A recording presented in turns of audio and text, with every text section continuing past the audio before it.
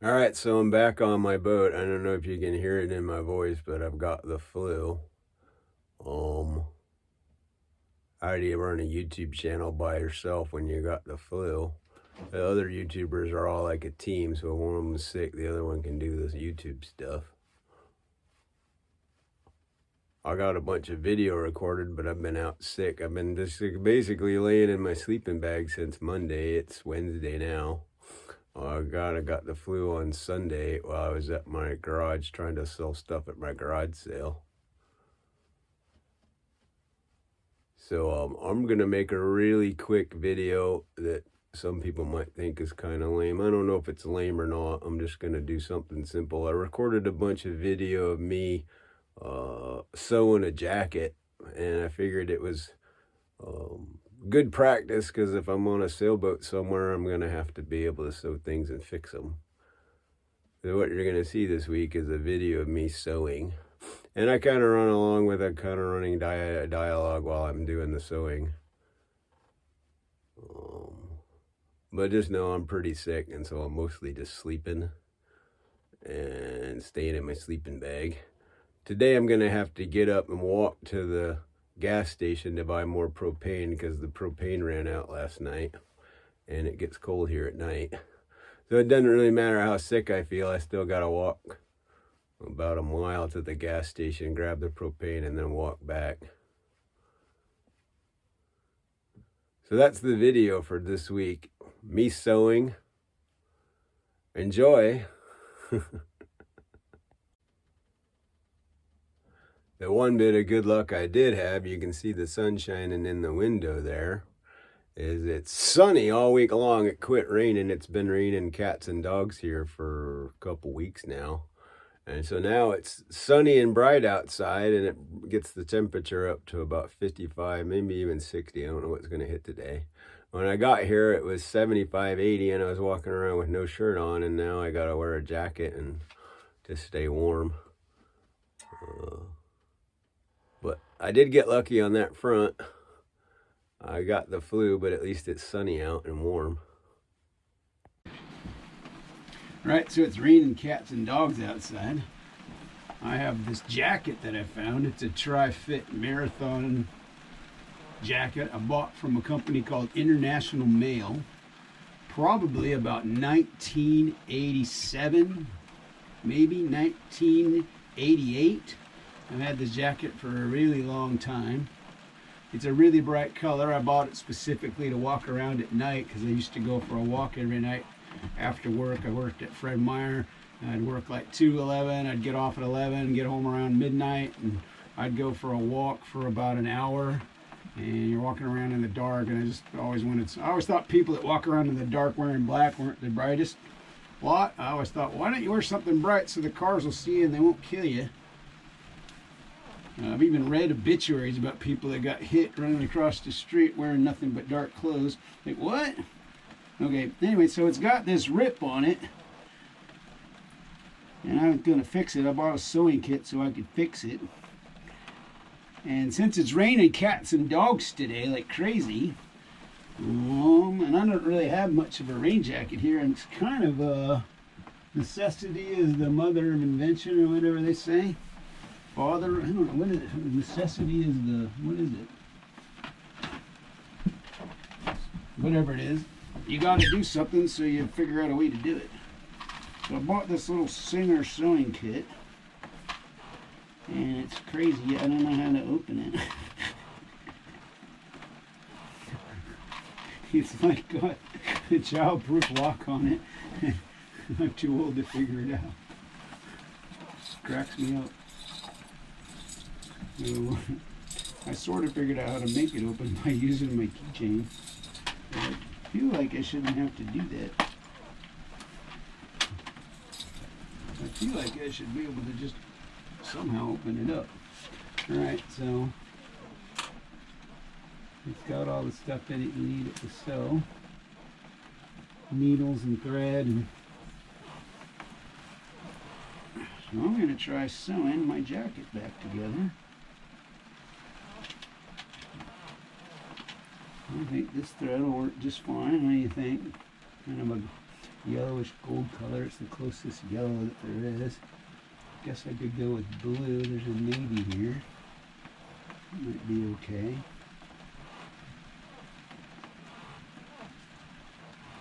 And that's black. This one's navy.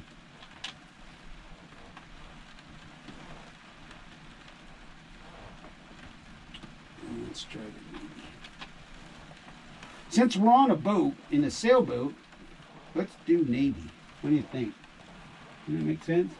So they give you these little things that they put the needles on. And I'm blind as a bat. I can barely see where you thread the needle. Does it have one of those? It's got one of those cheap thumb things that keeps you from sticking the needle through your thumb. I don't see where the thread is. Oh, there it is. How am I supposed to get it out of there?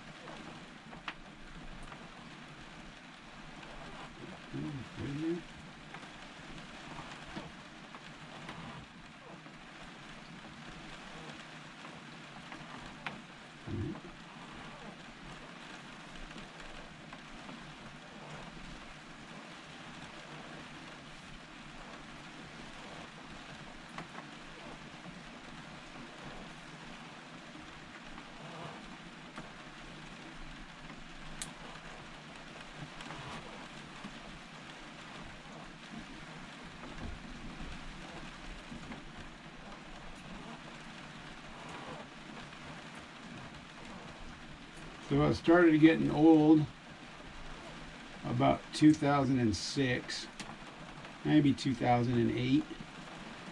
The first sign for me, let's see, I was 40 then, was I couldn't see things far away as well as I used to be able to. So I went down to the doctor. There was a optometrist in the building where I worked. And I went down to see him, and they do this eye test on you, and then they tell you, well, I got good news and bad news for you. You have perfect vision. What? I can't see anything as well as I used to. And then they're like, well, the good news is you still have perfect vision. The bad news is that your vision's not as good as it used to be. But your vision's still better than 80% of the population out there. So even though you feel like you can't see anything now, your vision's still better than most people. I'm like, what? Crazy. And they said, you just need some reading glasses is all you need. I'm like, but how does that fix the fact that I can't read these road signs from a mile away like I used to be able to? Reading glasses doesn't fix that for me in the slightest.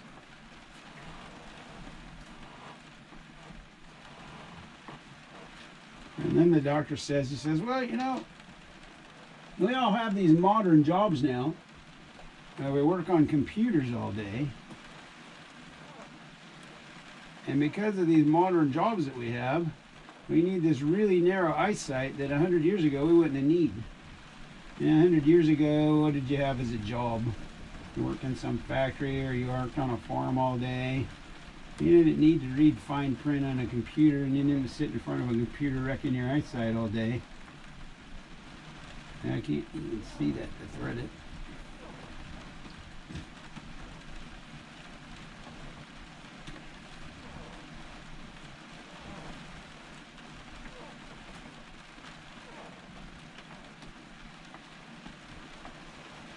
I don't know about you, I don't have a lot of patience in life.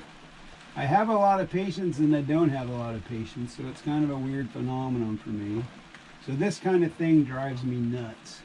I hate doing this kind of thing. Trying to get this little thread through that hole so I can sew this just drives me nuts. I hate doing this kind of thing.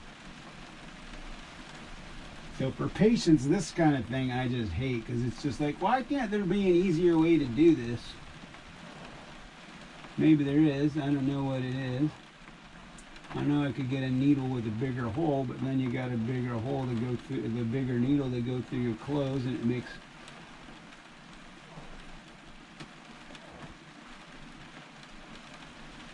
I don't know what the trick is. Maybe somebody out there knows the trick. It's kind of ironic. My grandmother sewed patches for a living until she was probably 70. So she did this every day for her job, sticking a thread through a needle so she could sew a patch. She had a Singer sewing machine, and she sat in a little room at a table just about like this, and she spent her whole entire day sewing patches for the police, the fire department, you name it. She's probably sewed a patch for it. I got a picture of some of them. Maybe I'll show them to you.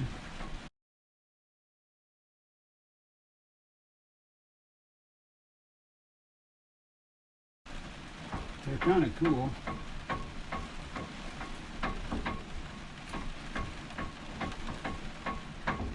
So it's somewhat ironic that I can't thread a needle, and yet I spent a couple years of my life living with a woman who sewed patches every day and threaded needles every day. You can almost get it. Yeah, this kind of thing drives me nuts. I have no patience for this.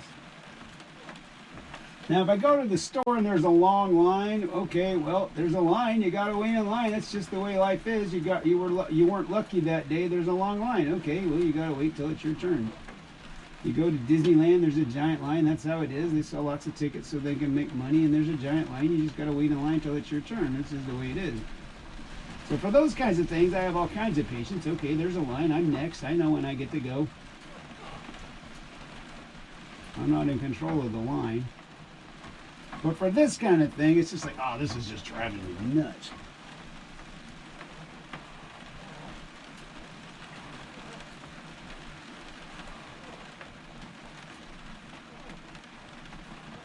All right, let me look at the other needles. I think they're all the same one. And I can't even see them. I know there's a little hole there. I can kind of see where there's a hole there, but I can't really see where the end of the thread is touching the end of the hole in the needle. Can't do that at all. It's got a thimble. That's not going to help me. I don't know what this thing is. I don't know if that's a threader or what. There's a bunch of buttons in there. It snaps.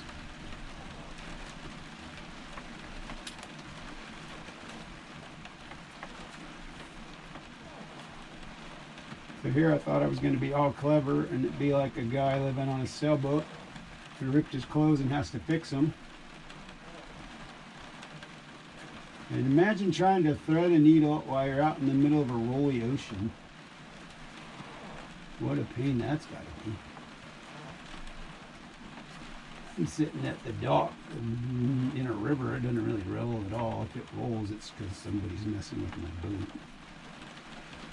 Pretty much the only time it rolls. Or some powerboat guy drives by going,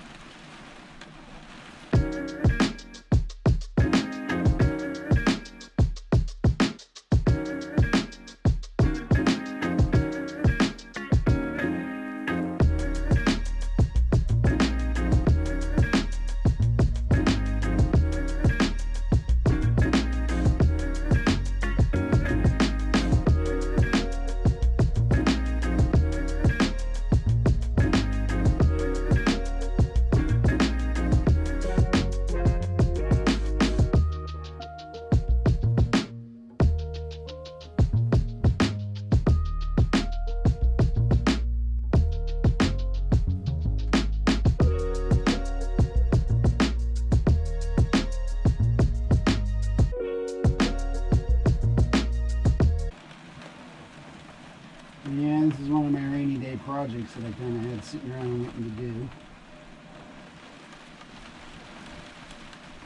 It wasn't really a rainy day project. I bought the needles and sewing kit so I could do it, and then I just didn't do it. Because when it was sunny and 75 degrees out, when I need a jacket.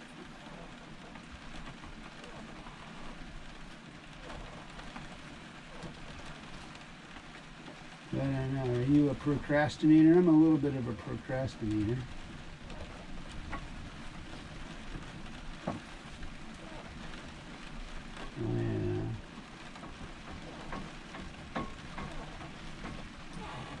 If I got something I got to do, I'll go get it done.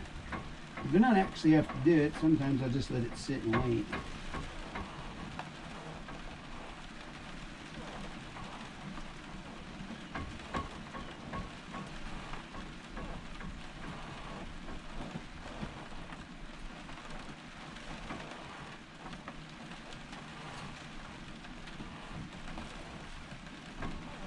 Some things just don't need to be in a hurry.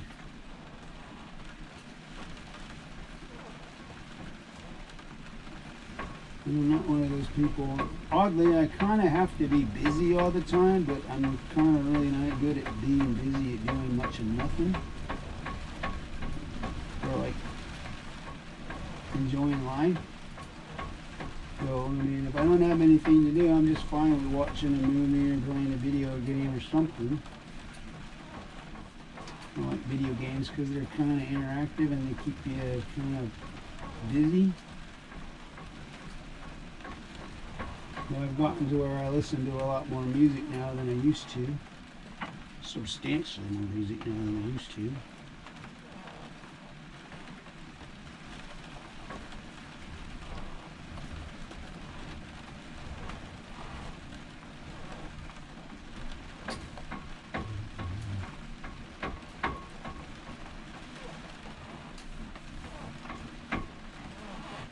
Doesn't bother me. I actually like the music I'm listening to. It reminds me of being a teenager again. I used to listen to, my dad bought me one of those Sony Walkman things when they first came out.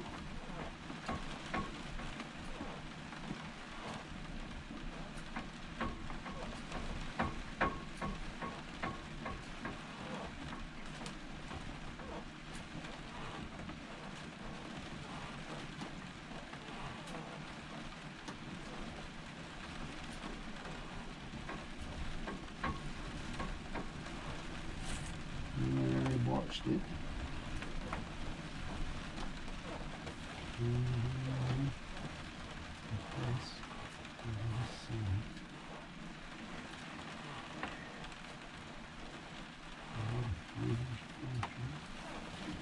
We've got it tied in a little bit of a knot. Now I got it coming through, but I can't see where it's pull it through. And push it back through like that.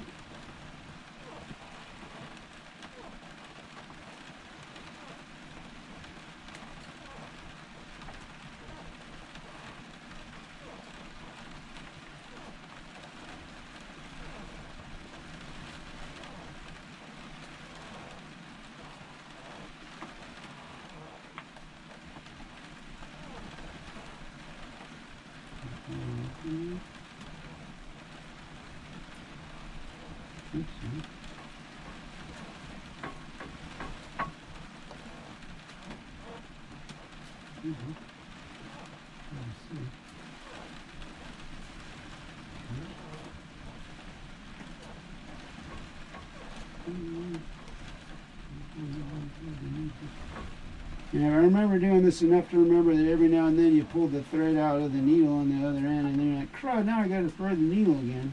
See?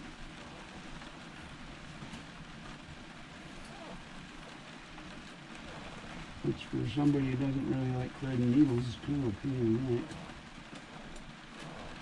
Alright, I think we got it fixed up here. There we go.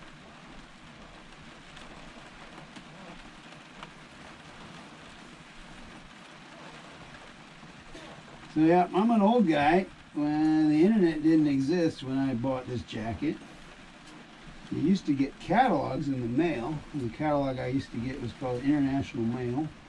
It was basically a clothing catalog. Oh no.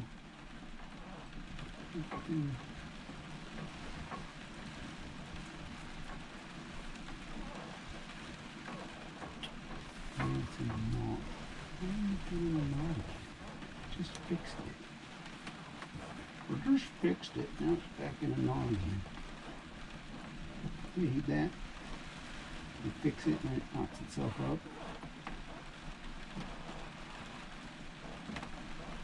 Well, I remember getting tons and tons of catalogs in the mail, and kind of the fun thing to do was look through the catalog and see what you wanted to buy. See what kind of thing was cool and interesting to you.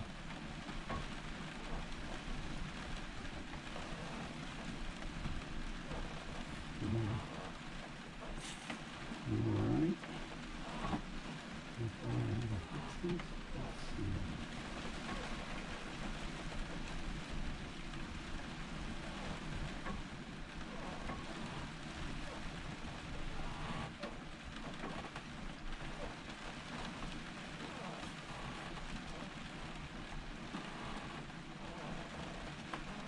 Alright, and we got it fixed. Now you just open up your phone and go to Amazon, they got everything, right? You didn't have to get a catalog in the mail and have it shipped to you.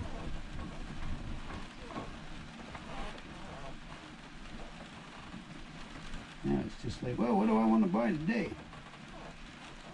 I can get anything I want in the whole entire world on one app.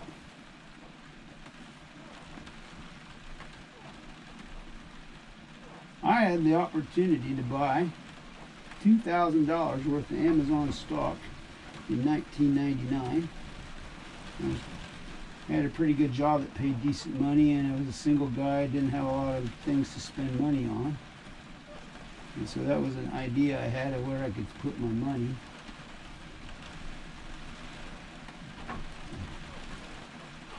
I was reading a lot about the stock market and trying to learn about where to put money and stuff to invest. And Amazon was one of the things I thought about.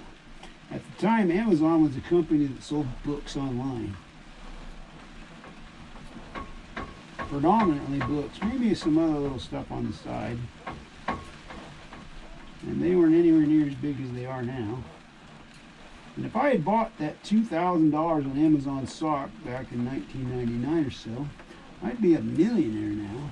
Maybe even double or triple millionaire. And all I had to do was just buy $2,000 worth of stock. It wouldn't have been a problem for me. It's a lot of money, but it's also, well, the job I had paid pretty good. And again, I didn't have a lot of expenses. I got cheap hobbies.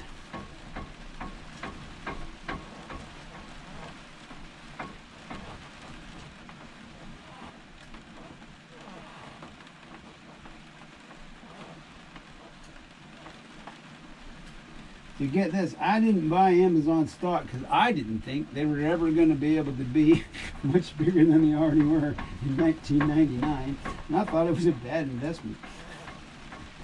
Crazy, huh? And now they're like at least 10 times, maybe even 100 times bigger than they were then. So I'm going to do the next best thing, sell my boat to the Amazon. If I can.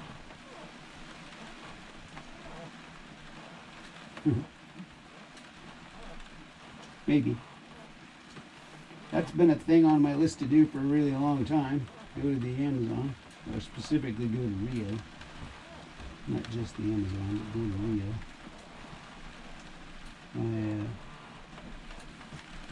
I think I put it in one of the YouTube videos, but there's a movie called Blame It on Rio that I watched in my youth, starring Michael Caine. He goes on a vacation to Rio and has an affair with his best friend's daughter.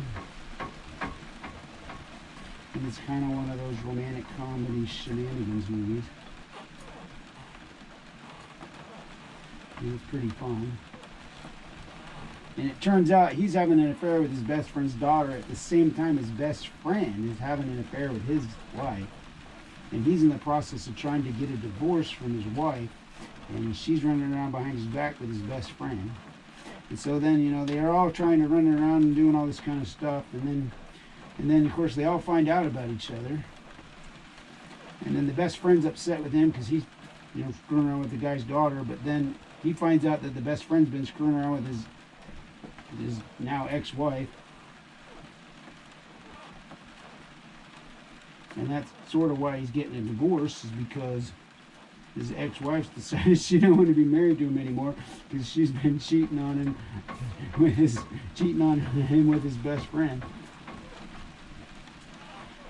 But by the end of the movie, they all end up just being buddies again. Like, well, okay, you screwed me over and I screwed you over, and well, it just isn't that important. We're all going to be adults here and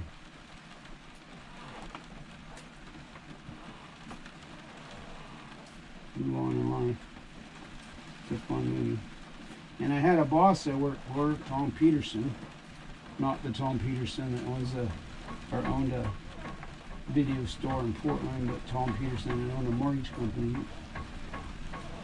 He would go to he would go to I don't know what's the name of it. I can't think of the name of it now. It's not Rio, it's the other big city down there. In Sao Paulo, every year for vacation. And then he would tell me about it. I was like, I want to go to Sao Paulo on vacation, but I actually wanted to go to Rio. I don't want to go.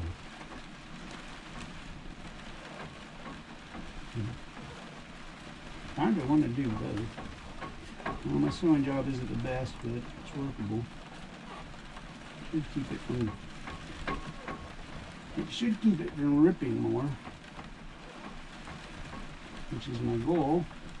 Because as I mentioned, I've had this jacket now since I was probably 20 years old, 21 years old maybe. Maybe only 20, I don't know. I can't tell you when I bought it. I can tell you that I bought it around the 1987 time, maybe 1989. It's hard to say. Maybe 1990.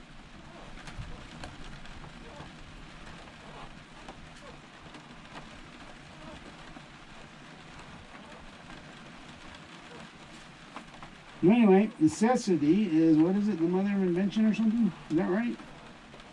So it's pouring down rain, and I'm thinking, I don't have an umbrella, and I don't have a raincoat.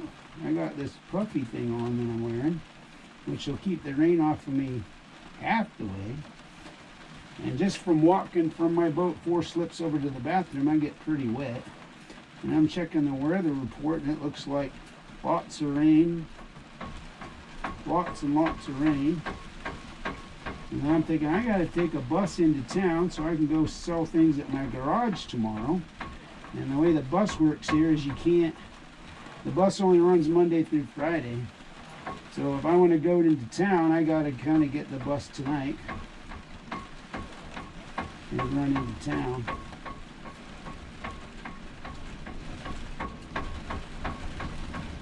And so that means I'm going to have to probably walk in the rain, which is fine by me. And I'm from Portland, Oregon. I can walk in the rain, but you know, I don't have to get soaking wet. Why should I? Ain't stupid.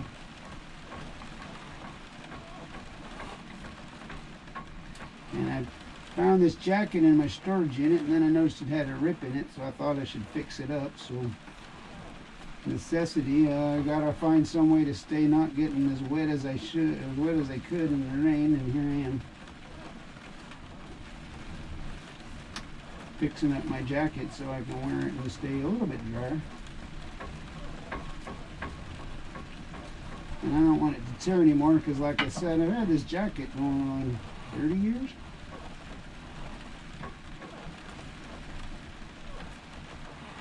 And I kind of feel like, well, if you kept something for 30 years and all it's got a little rip in it, you should fix it up and see if you can keep it another 30 years.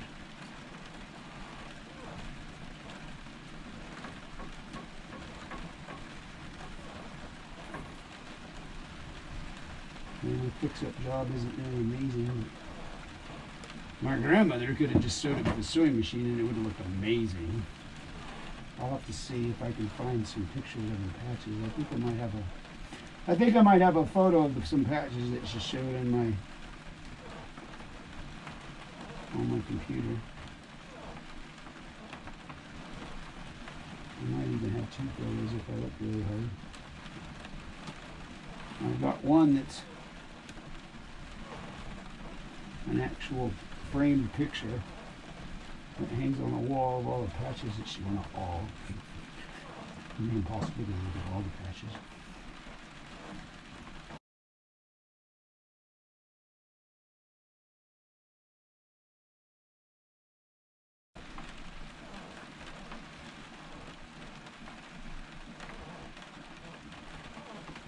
that would be impossible. Yeah, she showed a lot of patches. For me, it was pretty regular for the police to show up at my grandmother's house on a daily basis. I'd be sitting in the kitchen eating a snack or something. I lived with my grandmother for a year or two. And the police would just come by to pick up their patches and pay her. And they'd just be standing around inside chatting with her. She was just one of the people that they worked with on a regular basis. Police guys would come by, the fire department guys would come by.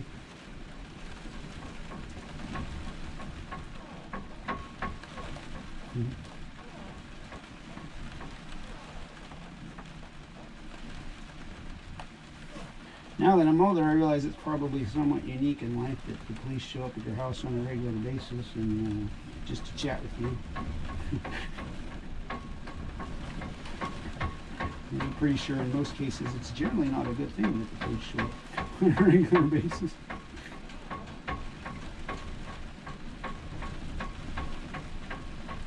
All right.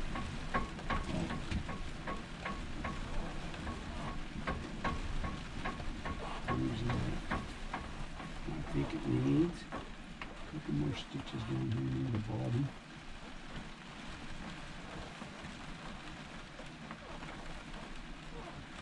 That's what I think it needs.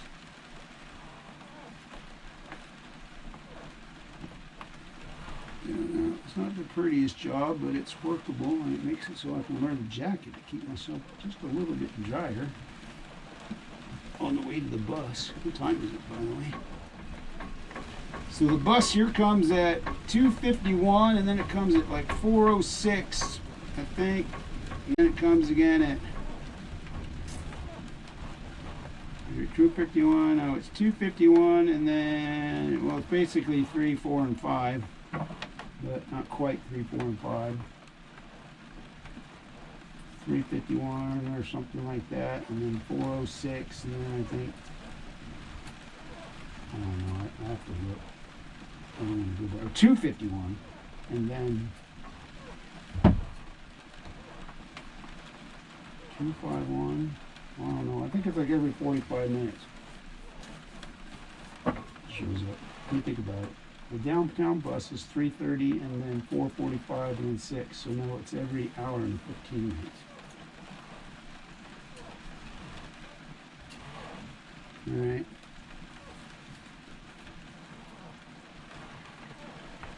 I think we're done here.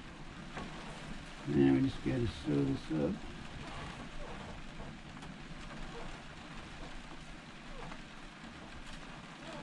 And like they say, tie a knot and hang on.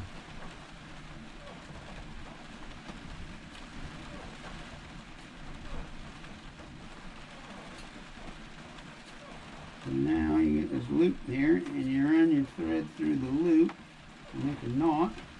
You do that a couple of times, and it knots it up nice.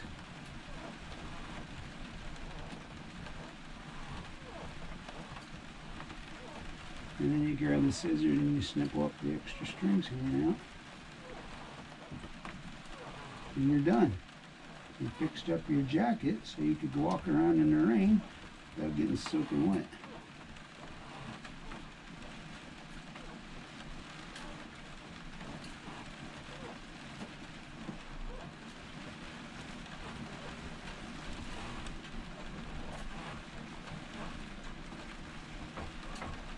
Imagine you can hear the rain coming down. I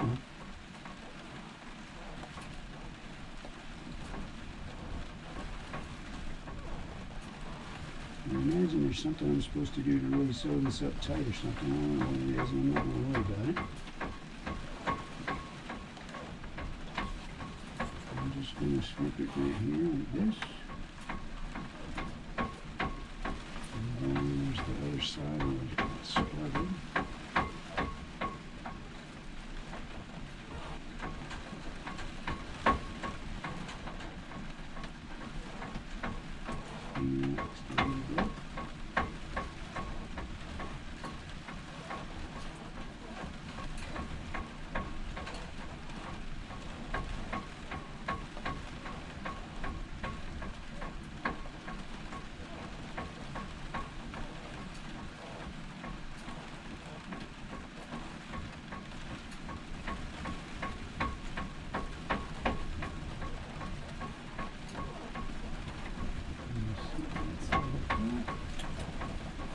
Let me have a look.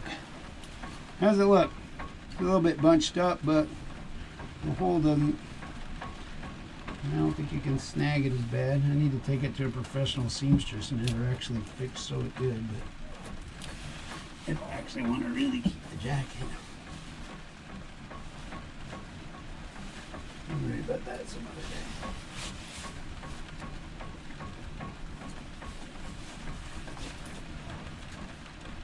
All right.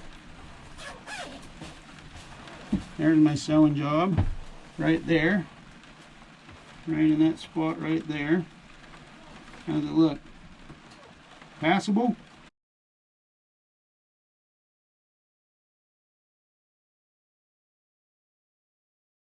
Hey, Bob here. So I started a Patreon page. If you don't know what Patreon is, Patreon's a site that allows content creators to create and share content with people that are interested in what they're doing, and then those people can help provide financial support for those content creators, and they get special content that people in the public wouldn't otherwise get. So like when you watch a YouTube channel, that's pretty much available to everybody, versus you could go on Patreon and see special content that only you would get access to because you're a patron.